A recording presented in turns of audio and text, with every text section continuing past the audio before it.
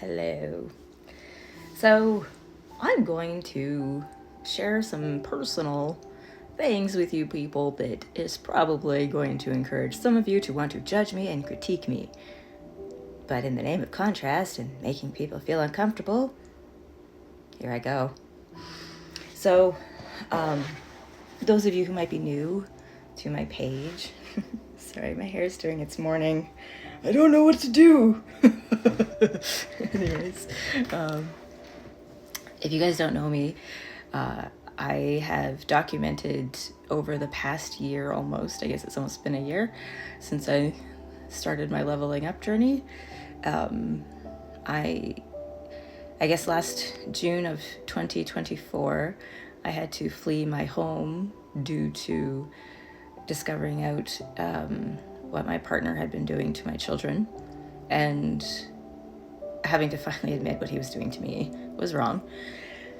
And so it's been a long process since we've had to flee for our safety, basically.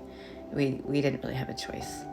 I left with my kids, their tablets, and my dogs. That's all I had, and whatever was on my person.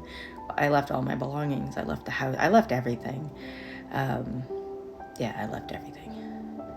So it was one of those situations where if you have never been a woman in a severely abusive relationship, you may not get this, but they do things like they make sure you have no money, right? Your bank account's always empty. They make sure that the family vehicle, the one that can actually hold all the kids, is in their name. So if you leave with it, they can call the police and have you arrested for stealing. And in my case, mine wouldn't marry me or have any legal connection to me whatsoever. So it made him completely legally independent from me. But he also did things to ensure that I was completely 100% dependent and reliable on him to function in society. It was messed up. So it was challenging that way. But I had to go through a lot of different systems to finally make it to the place where I am today, right? We had to go through Child Protective Services. We had to go through the investigations. We almost had to go through the court system. We actually didn't have to go through the court system because once I wrote an affidavit stating everything that he had done to me, he committed suicide because he knew I wasn't going to put the kids on the stand.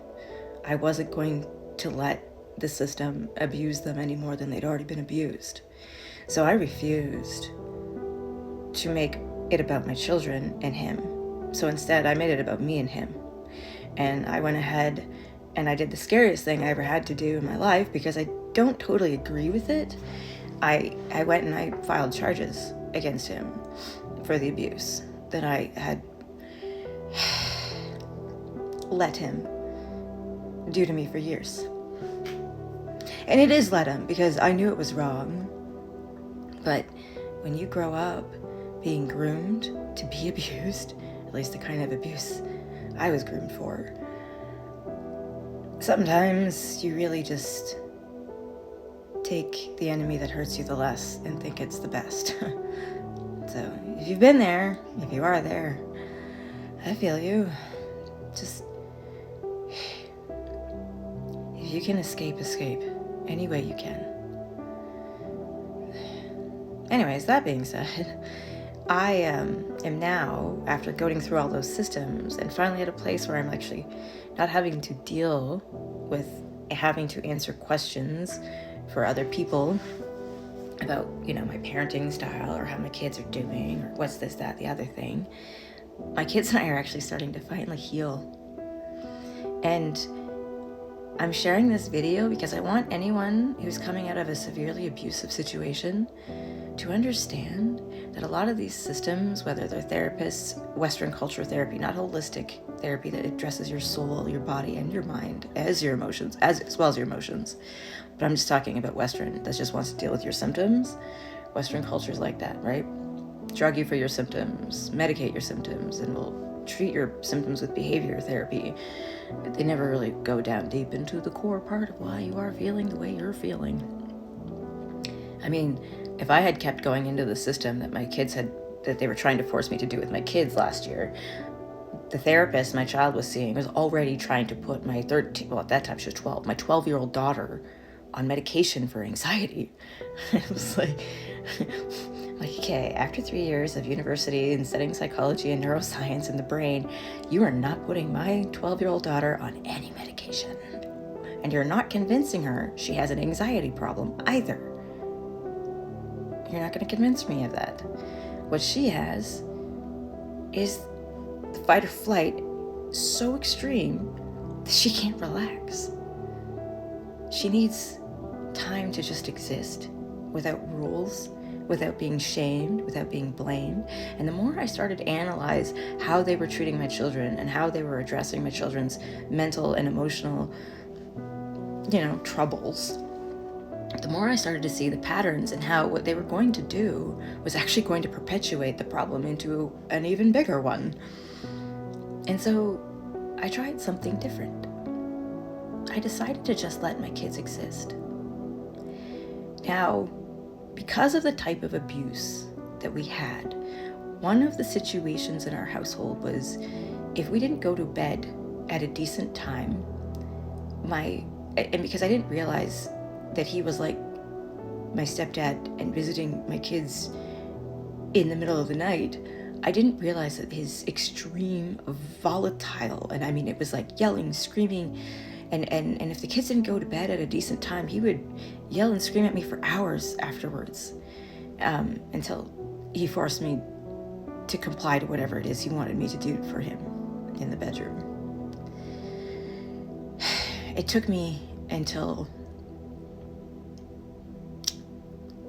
last fall, after we had left and after my daughter had confessed what he'd been doing to her, and I'd spoken to his oldest daughter and put all the pieces together, that I realized the reason why bedtime for him was such a big deal was because he didn't want to have to stay up till 4 a.m. to sneak into my kids' rooms.